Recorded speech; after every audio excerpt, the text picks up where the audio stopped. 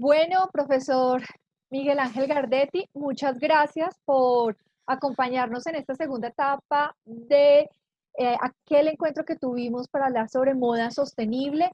Ahora nos hace muy felices volver a estar con usted, un líder en Latinoamérica, con quien vamos a tener un espacio para responder aquellas preguntas que quedaron el día de este encuentro. Primero vamos a Perfecto. hablar de su perfil, profesor. El profesor Miguel Ángel Gardetti es ingeniero textil de la Universidad Tecnológica Nacional, especializado en fibras duras y provenientes de tallo, lino, yute, cáñamo, ramio y sisal. Es también doctor con especialización en gestión ambiental, obteniendo dicho grado doctoral en Estados Unidos con la máxima calificación y con honores, así como nos gusta a nuestros líderes muy juiciosos. Previamente realizó dos maestrías, la primera en Administración de Empresas en el Instituto de Altos Estudios Empresariales IAE, Universidad Austral en Buenos Aires, y la segunda en Estudios Ambientales y Desarrollo Sustentable en la Universidad de Ciencias Empresariales y Sociales de Buenos Aires. Este es un breve resumen del perfil suyo, profe, de verdad, para nosotros en Colombia es un honor, para Pacto Global Red Colombia es un honor, porque debemos seguir así, teniendo líderes que puedan ilustrar, inspirar a todas estas personas, a estos profesionales y empresas que quieren subirse a esta hoja de ruta de la sostenibilidad, definida desde cuatro pilares que se trabajan en el Global Compact: derechos humanos, derechos laborales, medio ambiente y transparencia. Entendiendo de esta manera que la sostenibilidad es más allá de lo verde, que todavía es un ejercicio que necesitamos que desde los medios de comunicación nos ayuden a visibilizar. Somos una apuesta totalmente transversal a las organizaciones. Bueno, Ángela, muchísimas gracias por tus palabras y como siempre, predispuesto a colaborar con el Pacto Global. Profe, y la primera pregunta que tenemos es, ¿cómo se puede contribuir como una comunidad responsable por la moda sostenible? Eh, bueno, voy a hacer primero una aclaración. Yo voy a tratar de sintetizar las respuestas porque hay preguntas realmente muy Y complejas, hay ¿no? muchas. Sí, sí, Pero además, eh, a ver, como comunidad podemos contribuir a la moda sostenible primero informándonos. Claramente tenemos que tener información acerca de cómo está hecha, con qué está hecha esta ropa, mejor dicho, primero, porque eso nos va a dar un punto de referencia importante.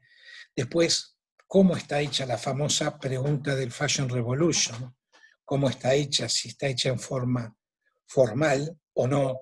Entonces, creo realmente que eh, deberíamos informarnos. El problema es que no hay demasiada información disponible para el consumidor. Estoy hablando de Latinoamérica, pero deberíamos informarnos. Si bien no hay demasiada información específica, bueno, tenemos internet donde realmente podemos buscar. sí, señor. Entonces, aquí es utilizar todo este tema de las redes sociales para irnos conectando en este escenario. ¿Cómo? Exactamente. Otra pregunta es, ¿cómo podríamos involucrar a grupos de escasos recursos en el proceso de generación de bienes relacionados a la moda sostenible? Es una muy interesante pregunta porque nosotros desde el Centro Textil Sustentable en este preciso momento estamos estudiando una alternativa. Eh, a ver, durante la conferencia, y creo que va a aparecer la pregunta, me han preguntado si la moda sostenible es inclusiva o no es inclusiva. Y yo creo que simultáneamente son las dos cosas. No es inclusiva porque la sostenibilidad cuesta, no es lo mismo cuidar al medio ambiente que no cuidarlo, es decir, cuidarlo significa costos, claramente, y no cuidarlo no significa costos.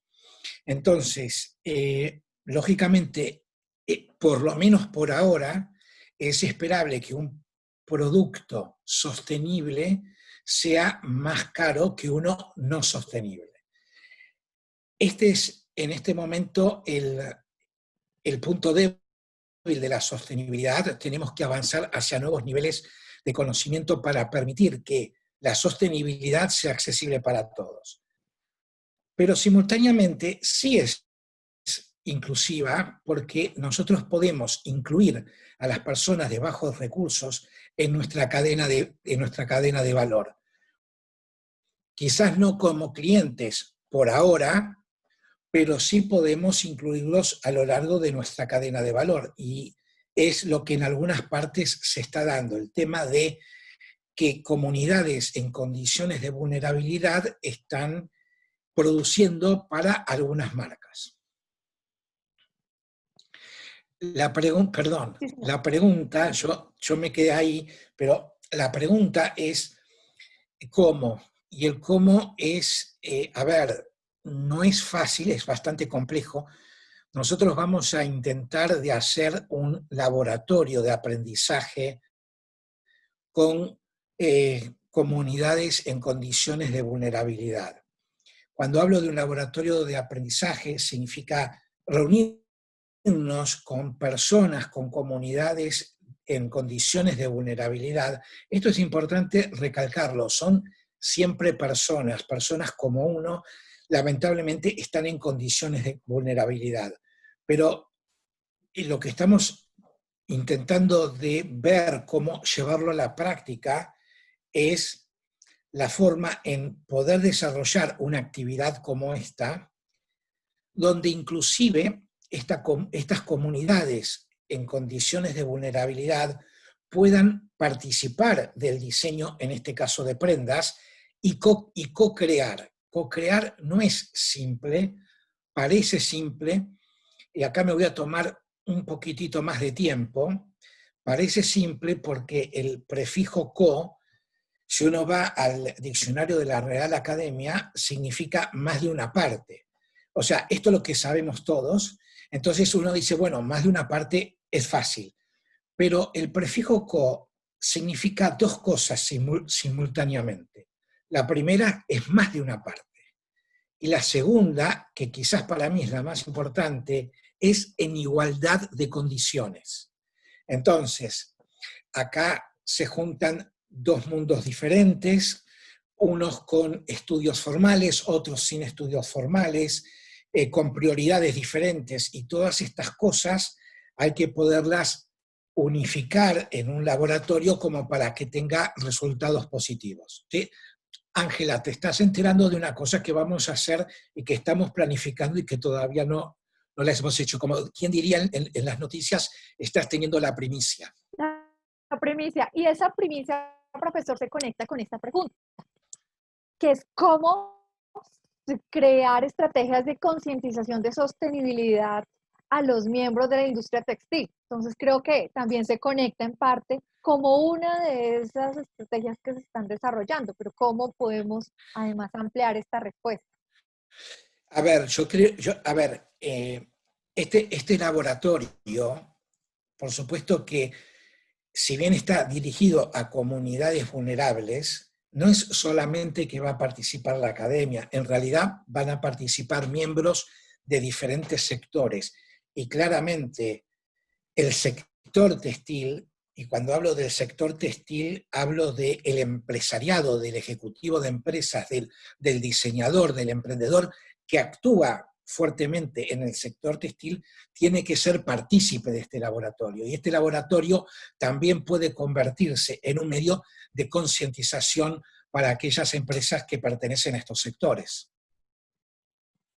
Ahí viene otra pregunta interesante que es clave para esta apuesta que se lidera en el mundo en temas de modo sostenible y viene en cabeza de Naciones Unidas.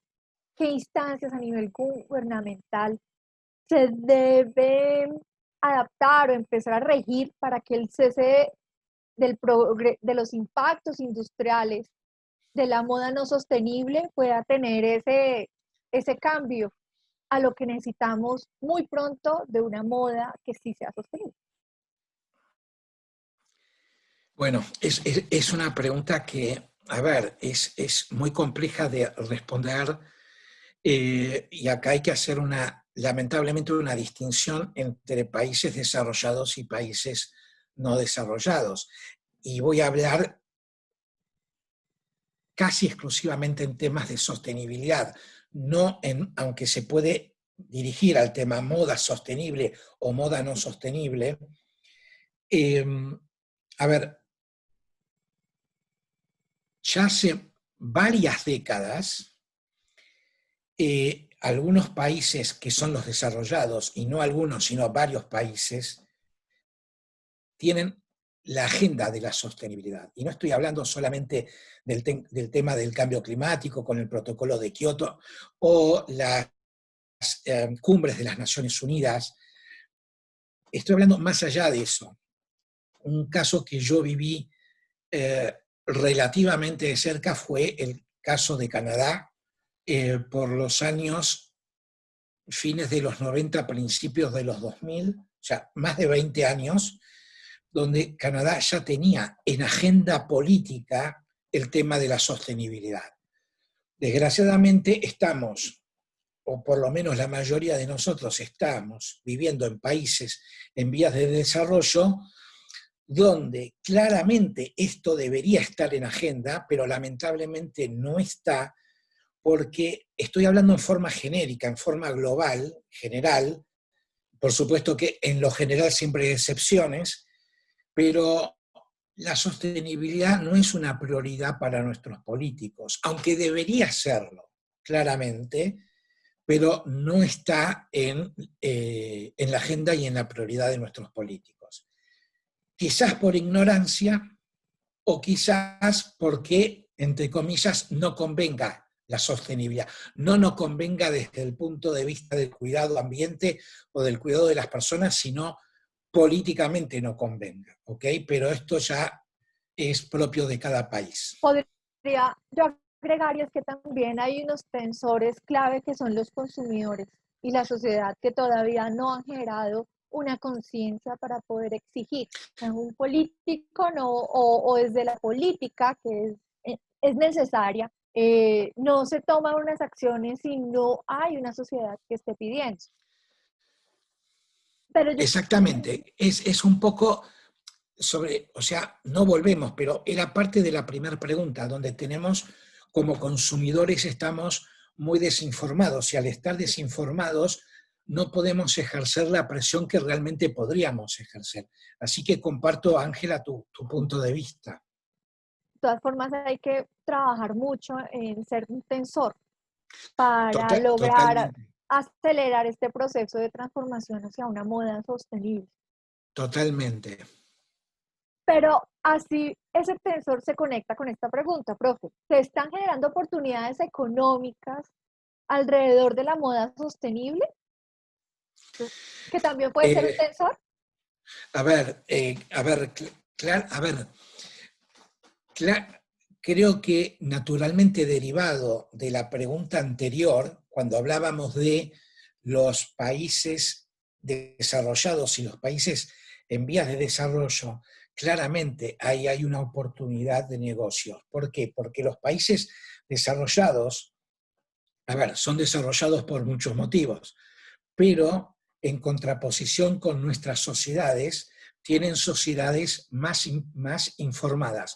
Y creo que esto lo dije también en una de las preguntas de la conferencia. Hacia fines de los 80, o sea, estamos hacia más de 3 décadas, había una revista en Alemania dirigida particularmente al consumidor que se llamaba Ecotest. Y Ecotest lo que hacía era relacionarse fuertemente con universidades y testear todos los productos que había en el mercado, cualquiera sea, pero desde televisores, computadoras, dentífricos, cepillos de dientes, toallas femeninas, textiles, etc. Y dentro de ese análisis se testeaban diferentes marcas y se priorizaba en función de cuán sostenible era la mejor y cuán no sostenible era la peor. Entonces, pero esa revista no era una revista académica, era una revista que se encontraba en cualquier lugar público, en cualquier librería, y que estaba destinada exclusivamente al consumidor. Ya pasaron 30 años, entonces estas sociedades tienen un grado, yo ni siquiera diría de conciencia, un alto grado de conocimiento respecto de lo que era la sostenibilidad. Entre fines de los años 80 y principios de los años 90 yo tuve realmente la suerte de poder viajar mucho a Alemania. Ya a fines de los 80 había pequeños supermercados, no tan pequeños, supermercados al fin, con todos productos orgánicos, inclusive hasta con vinos orgánicos. Claro, hoy, en el 2020, hablar de vinos orgánicos quizás no es una sorpresa, pero yo estoy hablando del año 87, 88, 89. Encontrar, por ejemplo, papas orgánicas, encontrar fiambres orgánicos, era todo un supermercado del orgánico. Entonces había una mayor sensibilidad, hay un mayor conocimiento, un mayor acceso a la información. Entonces, creo que esto está respondiendo un poco a la pregunta. ¿Por qué? Porque podemos exportar a países, por lo menos por el momento, que tengan una real conciencia de lo que significa sostenibilidad. Entonces, eso se trata de divisas. Sí, son los de países desarrollados, son sociedades que están dispuestos a pagar, entre comillas, una prima por el producto por ser sostenibles. Entonces, ahí hay una oportunidad comercial. Claramente estamos hablando de exportación, pero también existe un mercado interno, muy pequeño, pero existe, de personas que digamos, sus compras están regidas por valores, valores hacia el medio ambiente, valores hacia las personas. Claramente no somos Europa, claramente no somos Estados Unidos o algunos países del Oriente, pero tenemos nuestros pequeños mercados. Entonces me parece que sí, es una oportunidad comercial para mí muy grande. Y voy a hacer un comentario. Yo viví en el 2011 una experiencia muy interesante en Medellín, contratado por el Banco Interamericano de Desarrollo en un proyecto donde apuntaba exclusivamente al sector textil, estaba involucrado Inexmoda en ese momento, la Universidad EAFIT, y la idea era precisamente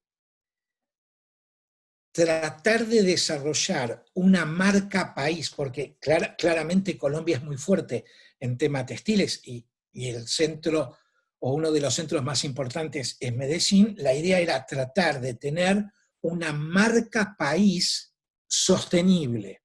Entonces el Banco Interamericano de Desarrollo financió un proyecto para que las marcas textiles, los diseñadores, los emprendedores, pudiesen emprender este camino de la sostenibilidad. Yo estuve trabajando en ese proyecto 2 años y mi función era capacitar tanto a pymes como a ejecutivos de empresa, incluso a la academia misma. Pero ¿esto qué quiere decir? Que hay mercados en otros lugares, en otros países, donde la sostenibilidad es un factor de compra muy fuerte. Y en el caso de Colombia, nosotros vemos a Medellín y Bogotá liderando también esas comunidades que están exigiendo al comercio una forma diferente de los productos que ofrece. Hay grupos Exactamente. que están exigiendo, por ejemplo, que los animales no sufran un respeto a los animales para sacar insumos, ¿sí? Y tenemos marcas grandes. Aquí Vélez, por ejemplo, tiene su sello en donde explica de dónde y de qué manera obtiene los insumos de sus materias primas. Entonces, es poco a poco, pero también viene de ese consumidor que decidimos, somos ya unos cuantos, muchos, que preguntamos de dónde vienen estas materias primas, qué pasó, las textiles con plumas, yo ya no uso eso. Yo, por ejemplo, regalé todo lo que tenía de eso en una época en que yo, como dice usted, estaba desinformada, y ahora busco que todo el tema venga de un tema mucho más equilibrado y mucho más sano, más respetuoso con los recursos. Exactamente. Profe, hay otra pregunta chévere y también para que la gente vaya dándose una idea conceptualmente, y es, ¿qué es la economía circular? Uy, a ver, definir economía circular es algo complejo y realmente no me gustaría eh, quedarme en una definición. Entonces, yo modificaría un poco la pregunta y diría, bueno, ¿qué comprende la economía circular? Listo, entonces yo se la organizo, porque si era, es más, ¿usted qué piensa de la economía circular? Está Pero bien, también me gusta que la gente también se lleve el concepto. bueno, eh, a ver, ¿cómo lo puedo decir?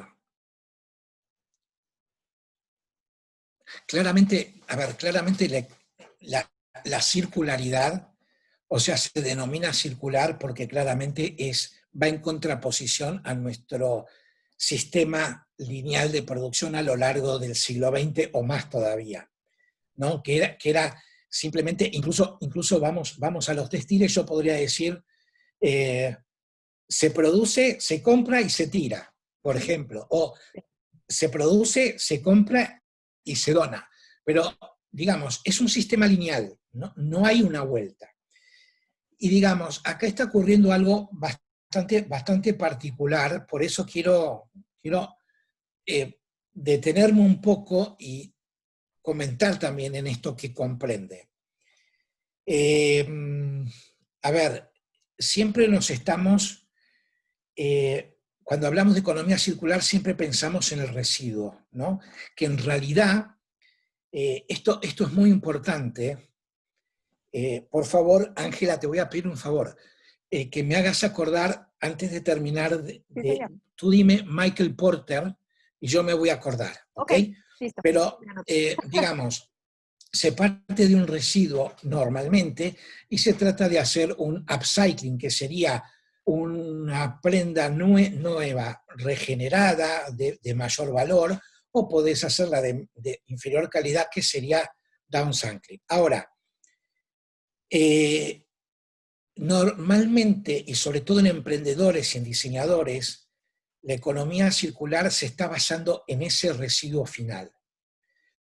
Pero acá, cuando hablamos de circularidad, tenemos que empezar a pensar en todo lo que es el proceso de producción y lo que sería el cuidado de la prenda en manos del consumidor. ¿Okay?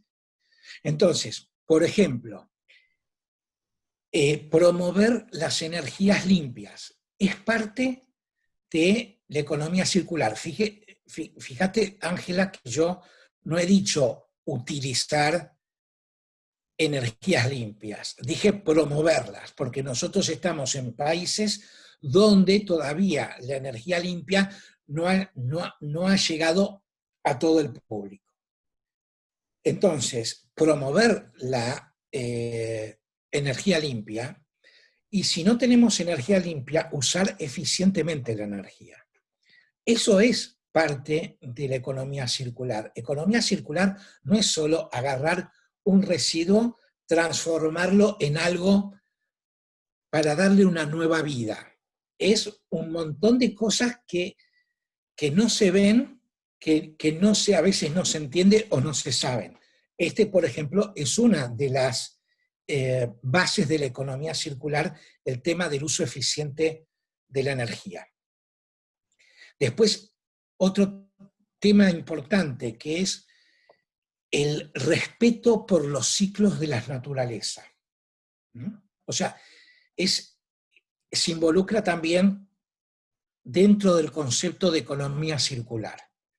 Por supuesto que así como tenemos ciclos biológicos, que serían los ciclos de la naturaleza, también tenemos ciclos técnicos, que serían los ciclos que pueden dar los productos en sí mismos una vez que se convierten en desuso y los volvemos a reutilizar, ¿no? Entonces tenemos ciclos biológicos, ciclos técnicos. O sea, hay un montón de cosas involucradas en economía circular que va muchísimo más allá de simplemente utilizo un residuo y lo transformo para darle una nueva vida. Eso sería el concepto más básico de economía circular.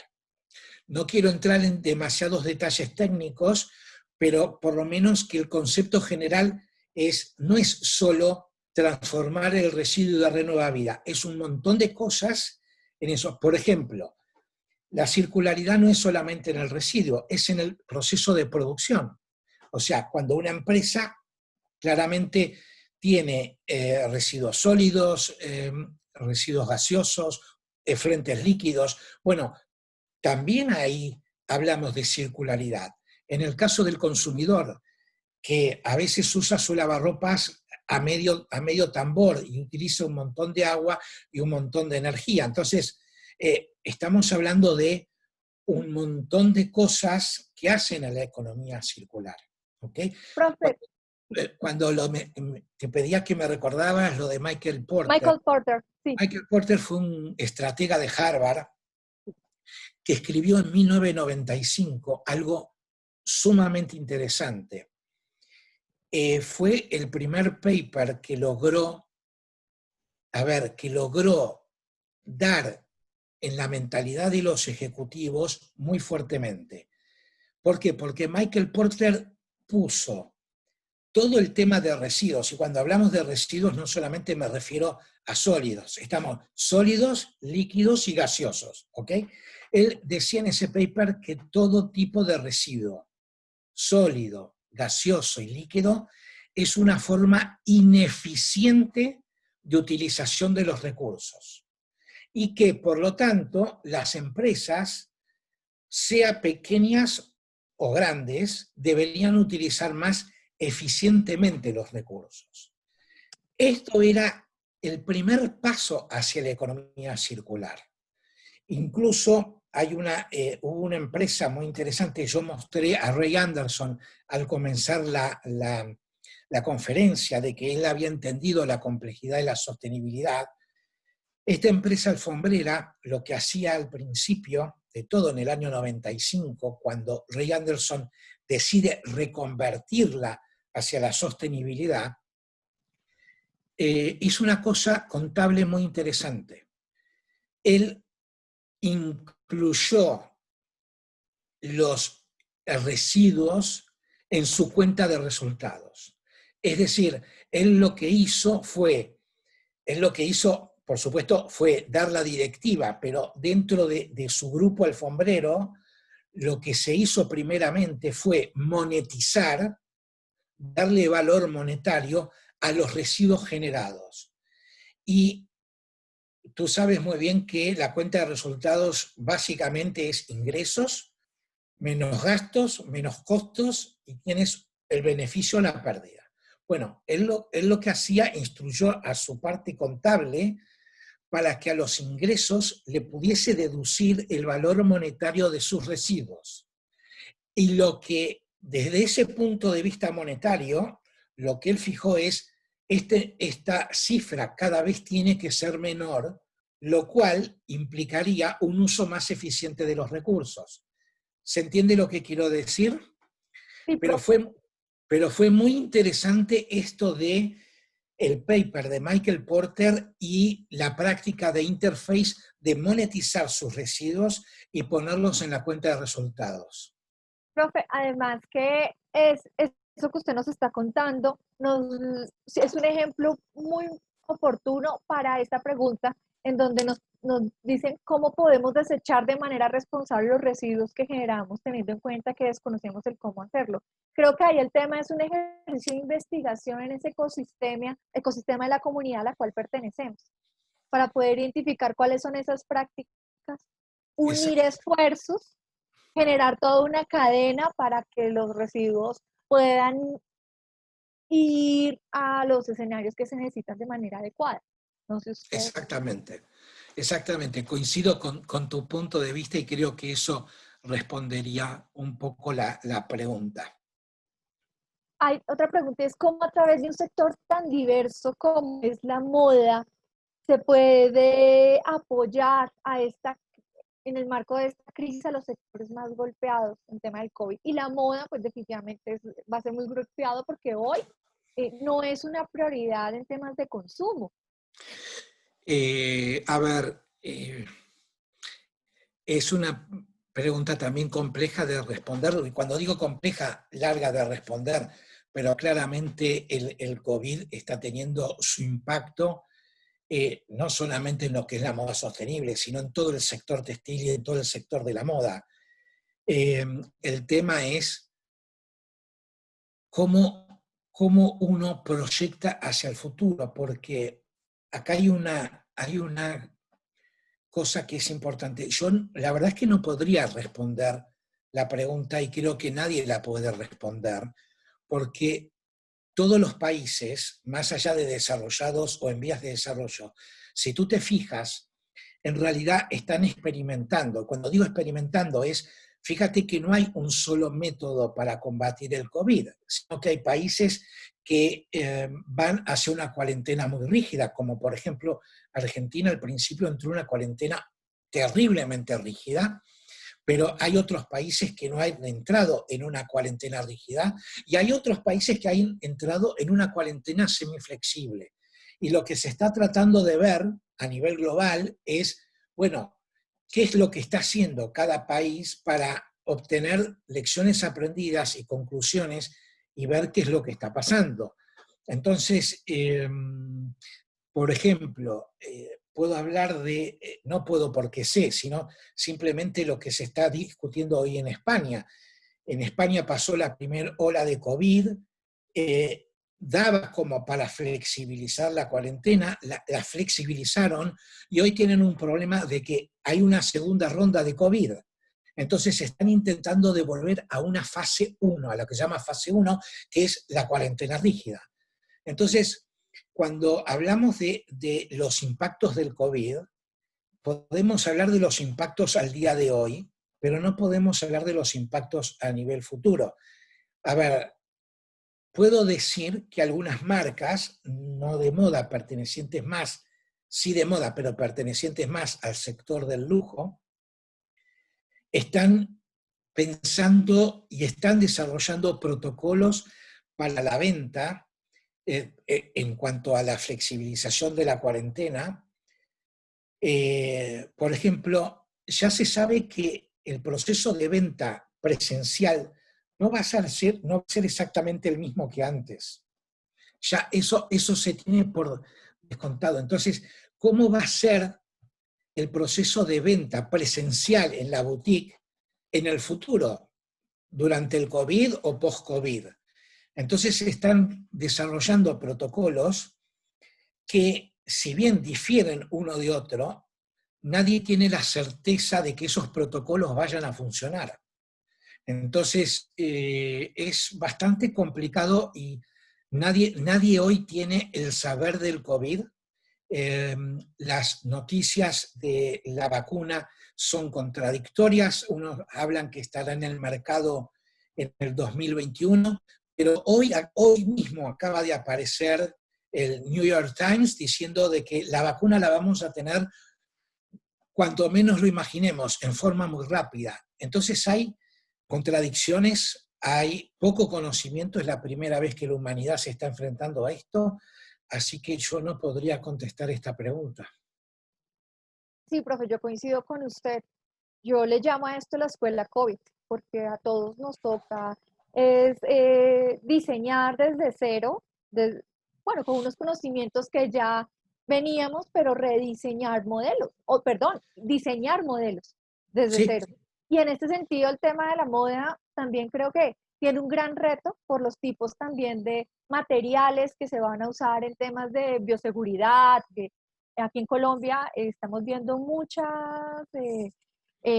casas de moda volcándose a ofrecer unos productos para que acompañen como las ropas, las prendas, pero en ese sentido me preocupa también esos textiles o esos materiales de bioseguridad que estamos viendo tirados en la calle y que se Bueno, van a volver una eh, fuerte tema en temas cuando lleguen las lluvias, en el caso de Bogotá, van a tapar, van a aparecer los guantes, van a aparecer una cantidad de elementos por esta falta de compromiso del individuo. O sea, es una responsabilidad individual de poder ser dueño de los productos que se tienen en esos temas y llevarlos hasta su casa y poderles dar el final que se necesita en los repositorios. En lo que exactamente.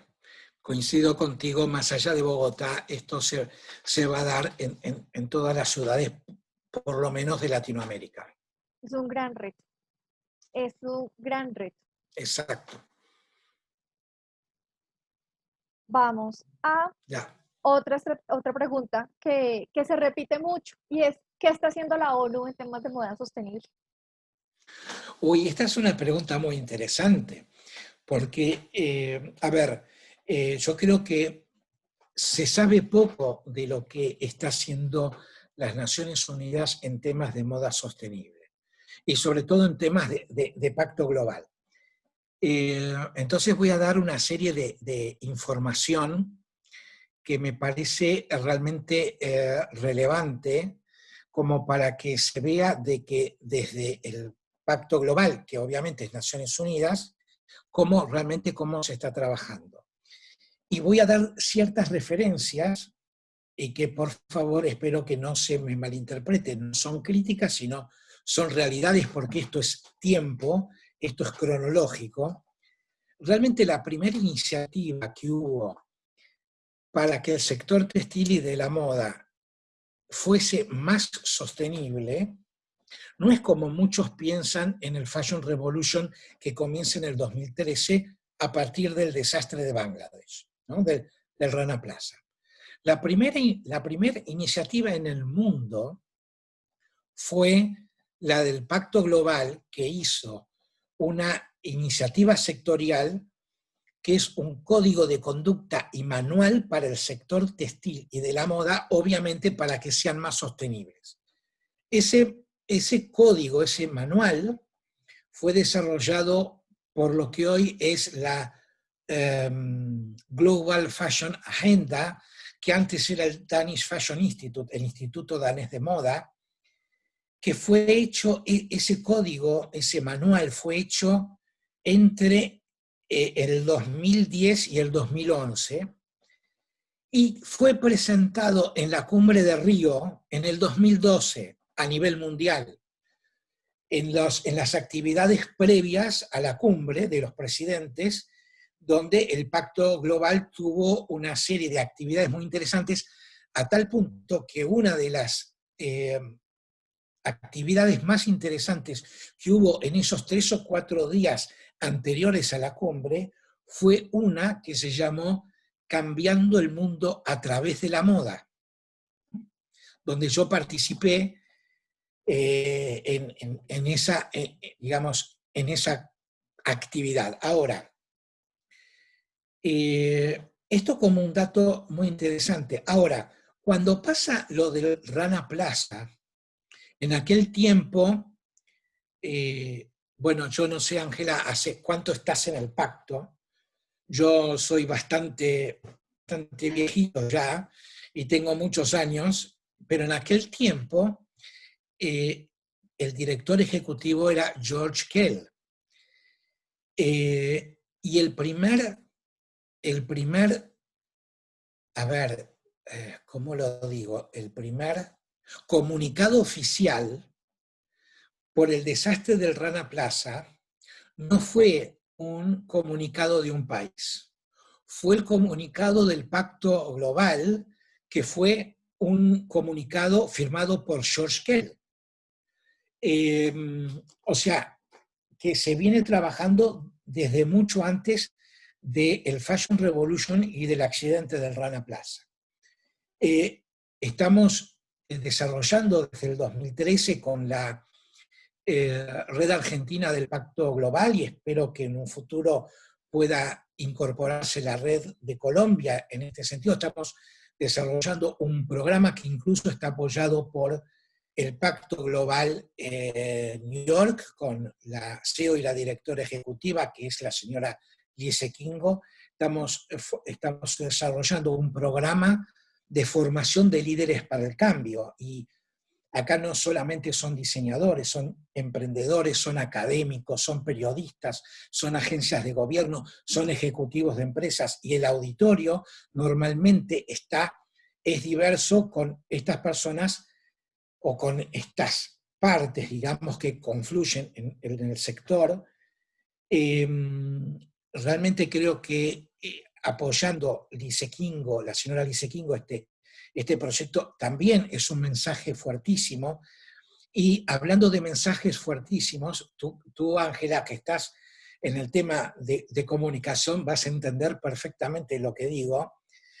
Cuando George Kell era alemán, es alemán, y como todo buen alemán, era introvertido, de pocas palabras. No es una crítica, o sea, no es latino claramente, o sea, no es como yo que estoy ahora hablando por y hablando y hablando, ¿ok? Él tenía cosas pequeñas, no pequeñas, sino graduales, pero cuando hacía algo o cuando decía algo, era tremendamente profundo y realmente su mensaje pegaba mucho. Entonces, cuando termina esta actividad en el 2012, en la cumbre de Río, en esa actividad que es cambiando el mundo a través de la moda, se levanta. Él no participó ni como speaker ni como nada, pero había casi 600 personas presentes en ese auditorio, y él se levanta, toma el micrófono en los últimos minutos, y él dice: este es un gran compromiso para las Naciones Unidas, es un gran compromiso para el Pacto Global, y tiene todo mi apoyo personal. O sea, que una persona introvertida, de pocas palabras, tome semejante compromiso público, es todo un mensaje. Y la última iniciativa, que también es muy fuerte, todavía no sale a la luz porque en realidad es interna dentro de Naciones Unidas.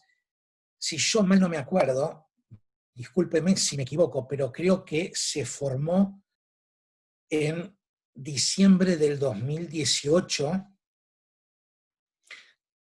seguramente es diciembre del 2018, se crea una alianza interna con varias agencias de Naciones Unidas. Esto quiero aclararlo para los oyentes, de que les voy a dar ejemplos de a qué llamamos agencias de Naciones Unidas. Por ejemplo, UNICEF es una agencia de Naciones Unidas, la OIT, la Organización Internacional de Trabajo, es una agencia de Naciones Unidas. Bueno, hay un grupo de 11 agencias que conformaron una alianza interna para trabajar internamente dentro de las Naciones Unidas en pos de la moda sostenible. Creo que de acá a poco tiempo vamos a encontrar varios resultados. Incluso nosotros desde el Pacto Global Argentina estamos intentando, porque eso es interno de Naciones Unidas, estamos intentando de ver cómo poder colaborar con esta alianza, pero ya desde un punto de vista externo. Así que miren si realmente se están haciendo cosas. Además, es que en el caso de las agencias de Naciones Unidas, Pacto Global como iniciativa tiene un rol importantísimo, y es esa relación cercana con el sector privado. Esa relación de cercanía, de confianza, que incluso nosotros también nos convertimos como en un conector con las agencias para poder desarrollar proyectos. Una cosa más que me parece importante, sobre todo para los que nos están escuchando, la actividad más importante del Pacto Global, por lo menos hasta el año pasado, por el tema ahora del COVID, era una actividad que se llama en inglés Making Global Goals Local Business, es decir, haciendo realidad los objetivos de desarrollo sostenible a nivel global, pero en negocios locales. Y en el 2019, si yo mal no me acuerdo, o 2018, bueno, esto da cuenta de lo viejito que estoy, que no me puedo acordar tanto de las No fechas. diga eso. En el 2018 o el 2019 se hizo en Buenos Aires y participaron más de 70 redes, o sea, 70 países, con la presencia de más de 600 personas, ejecutivos de empresas relacionadas al Pacto Global, como bien decía Ángela, la relación Naciones Unidas sector privado. Y una de las actividades que realizamos acá, dentro de esa actividad, fue precisamente el poder discutir y dialogar acerca de la cadena de valor del sector textil. Yo ahí actué como moderador, pero haber puesto esto en una de las actividades más importantes anuales del Pacto Global también es otro mensaje per se. Así que te doy la palabra de nuevo, Ángela. Ahí lo podemos conectar, profe, con esta pregunta. ¿Y cuál es el compromiso de las empresas?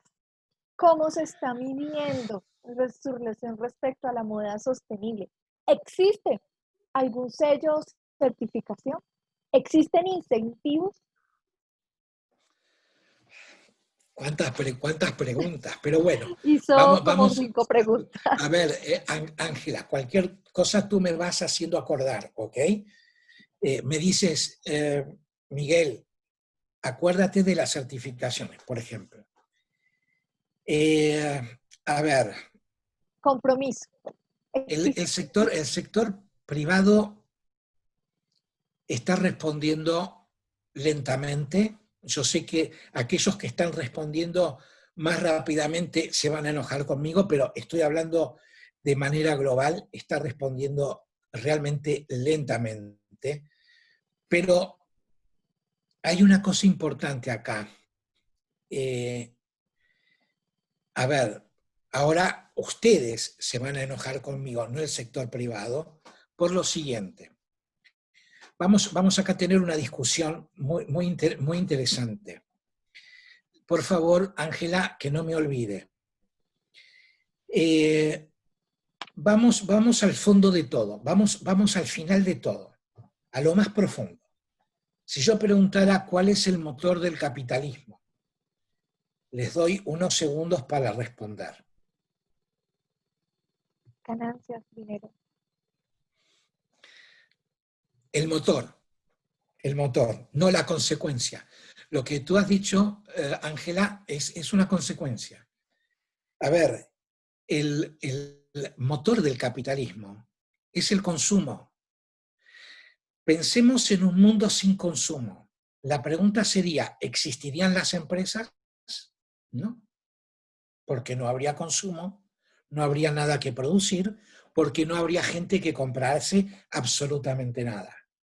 Entonces, muchas veces escucho esta pregunta y está bien hacerla, y muchas veces cuando me la hacen, no digo que este sea el caso, pero cuando me la hacen, pareciera que acá hay como un dejo de responsabilidad hacia el sector privado, ¿no? Como Ángel habló, bueno, ¿cuál es el compromiso? Alguien preguntó, ¿cuál es Profe, el compromiso? disculpe, es que cuando usted nos iba a contar cuál es el motor del capitalismo, se fue la imagen. Y duramos unos segundos con la imagen congelada y no lo escuchamos. Pues yo no lo pude escuchar. Bueno, a ver, el motor del capitalismo es el consumo. Eh, a ver, imaginemos un mundo sin consumo, pero no solamente de modo de textiles, sin ningún tipo de consumo. No existirían las empresas porque no habría nada que fabricar, porque no habría nada que las personas consumiesen. A ver, ¿por qué existen empresas como Forever 21, H&M, Zara, porque hay un consumidor que está dispuesto a comprar una prenda cada 22 días. Zara cambia sus colecciones cada 22 días. ¿Por qué las cambia cada 22 días? Porque hay un consumidor que está dispuesto a cambiar de ropa cada 22 días. Eso está clarísimo. En mi época, cuando yo era joven, hace muchas décadas, solamente había 3 temporadas. En realidad, normalmente había 2, invierno y verano, y algunas marcas se atrevían a hacer una temporada intermedia, lo que sería un otoño, ¿ok? 3, no más de 3. Hoy tenemos hasta 22 colecciones en un solo año. ¿Y eso por qué pasa?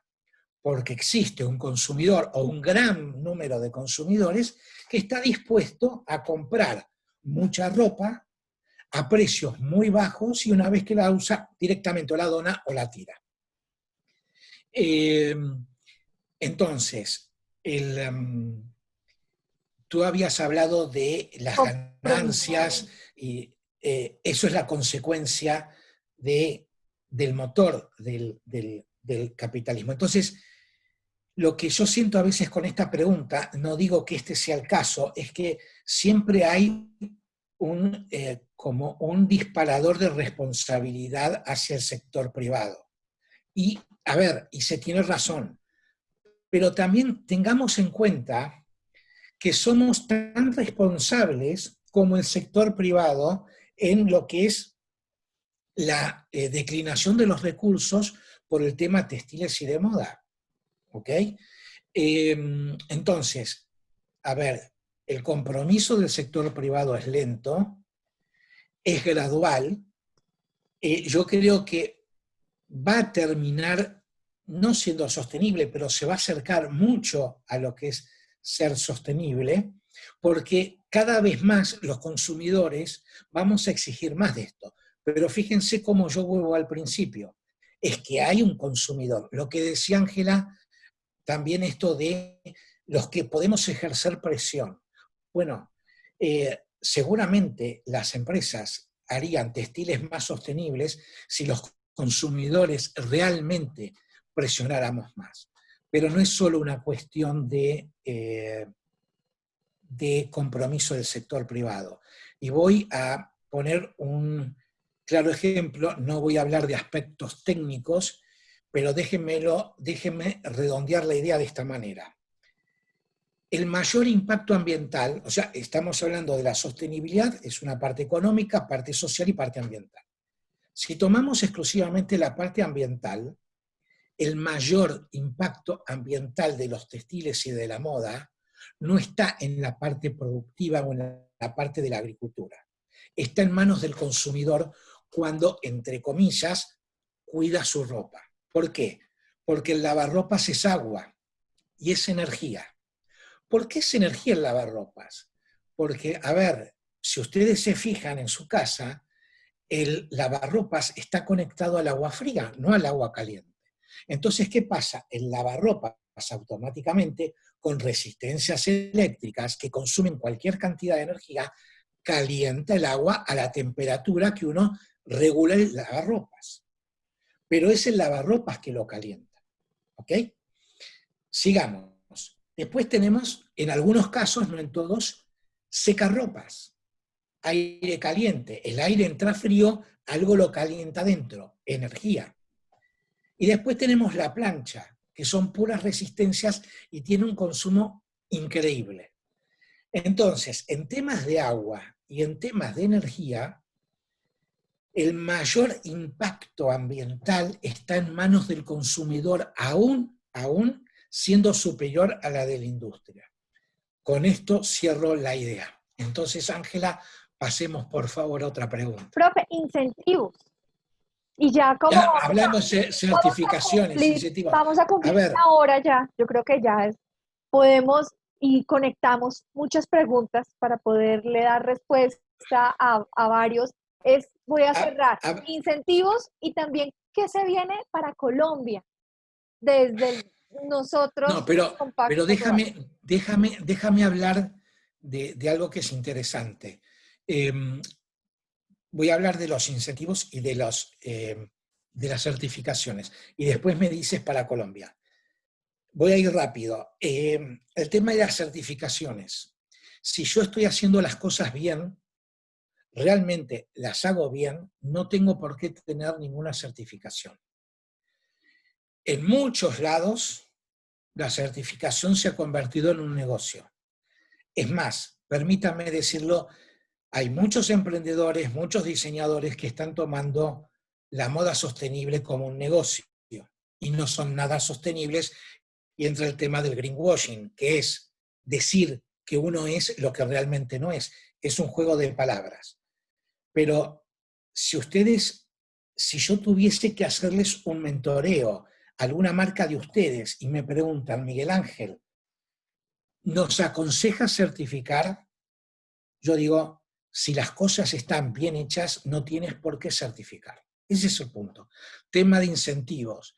Esto sería mucho más, el cambio sería mucho más rápido si realmente tuviésemos incentivos, por ejemplo, incentivos a nivel impositivo, ¿no? O sea, yo hago moda sostenible y por una X cantidad de tiempo no pago determinado tipo de impuestos, ¿ok? Entonces, pero esto nos retrotrae a una de las primeras preguntas, que fue, bueno, si esto estaba a la agenda de los países o de los gobiernos. Entonces, sí, en otros países ustedes encuentran incentivos muy fuertes, inclusive con respecto a créditos. El crédito es un incentivo. Por ejemplo, California da créditos desde fines de los 80, principios de los 90, a empresas textiles e incluso emprendedores y diseñadores que trabajaran con residuos. Entonces le daba créditos muy blandos a muy baja tasa de interés y con años de gracia para pagar. Entonces, pero eso lamentablemente en Latinoamérica no está presente. Lograríamos una mayor velocidad hacia la sostenibilidad si hubiese ese tipo de incentivos. Yo los creo muy necesarios, pero mientras la sostenibilidad no esté en la agenda de los gobiernos de los países, seguiremos sin incentivos. ¿Qué espero para Colombia? Yo creo que Colombia tiene un potencial enorme a nivel textil, eh, como mercado interno y como sector exportador, claramente. Y creo que cuando hablamos de moda sostenible, yo me remito también al 2011, si el Banco Interamericano de Desarrollo financió un proyecto, es porque ellos también en ese momento vieron la potencialidad de Colombia para ser una marca país a nivel textil más sostenible, y todavía yo sigo creyendo en ese proyecto. El potencial que realmente ustedes tienen es increíble. Vamos al tema moda sostenible, y si me permites decir, porque esto incluso se mencionó en la conferencia, se está gestionando a través del Pacto Global, la Red Colombia, una plataforma de moda sostenible donde se va a generar conocimiento para todos los actores, donde va a haber actividades abiertas. En este momento yo les voy a pedir, no sean impacientes, porque en este momento se está gestando, se está viendo cuál es el mejor camino para que esto dé realmente el mejor fruto posible, pero se los puedo adelantar, y realmente el beneficio va a ser para todos, independientemente de quién conforme la plataforma. Ángela. Que es una muy buena dosis de información alrededor del tema de moda sostenible. Para mí es todo un honor dialogar, escucharlo. Es uno de los líderes en Latinoamérica y en el mundo en temas de moda sostenible, y para el Gracias. Global Compact en Colombia es de verdad una felicidad saber que usted va a liderar esta apuesta que vamos a realizar en Colombia. ¿Qué hicimos con el ejercicio de las preguntas? Conectamos varias de las preguntas porque eran muchas para poder darle una respuesta al equipo o a las personas que estuvieron participando, más de 100 participantes en este momento. Y ahora los vamos a enviar por correo electrónico este video y además lo vamos a colgar en nuestro canal de YouTube, @PactoColombia. Que sea el primero de muchos, profe. Y muchísimas gracias. Por supuesto, tú sabes que estoy siempre disponible y realmente para mí es muy grato y es un placer poder colaborar con ustedes. Así que, Ángela, muchísimas gracias por tu predisposición y por el excelente trabajo que haces. Gracias, profe. Para nosotros en el Global Compact, en el Pacto Global Red Colombia, es todo un reto seguir trabajando sobre el tema de moda sostenible, hacerlo mucho más visible, generar más información, como usted dice, pecamos los consumidores por estar sin la información adecuada para lograr este proceso de transición que hoy la escuela COVID nos pide que aceleremos, ¿sí? Totalmente de En acuerdo. implementar en temas de los objetivos de desarrollo sostenible, donde nadie se quede atrás y también podamos cuidar nuestros recursos en el mundo que son finitos. Muchísimas gracias a usted y muchísimas No, por gracias. favor. Gracias a ustedes, Ángela. Muchísimas gracias. Y Espero seguimos seguirlo en, teniendo. y Muchas seguimos, no, y seguimos, sí, claro que sí, y seguimos en contacto. gracias, profe, de No, verdad. por favor, Todo un gracias. honor. Que esté muy bien. Gracias, igual, Profe, gracias. algo. Sí, Y la gente que está escuchando este webinar quiere contactarlo, ¿cómo lo puede hacer? me pueden contactar por email.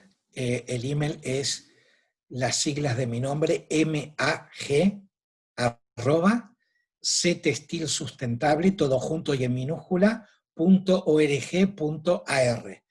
Incluso, Ángela, si tú vas a mandar un email o un mensaje, Yo puedes lo incluyo. incluir el email para que se comuniquen. Además, usted tiene un grupo en Facebook. Tenemos también también Centro Textil Sustentable en Facebook, así es. Listo. Bueno, así quedamos. Bueno, Gracias. Un no, por favor. excelente resto de día y gracias a todas las personas que Gracias y buen fin están de semana conectadas para con este todos. tema. Gracias. Que Ok, esté muy bien. gracias. Chao. Gracias. Hasta luego.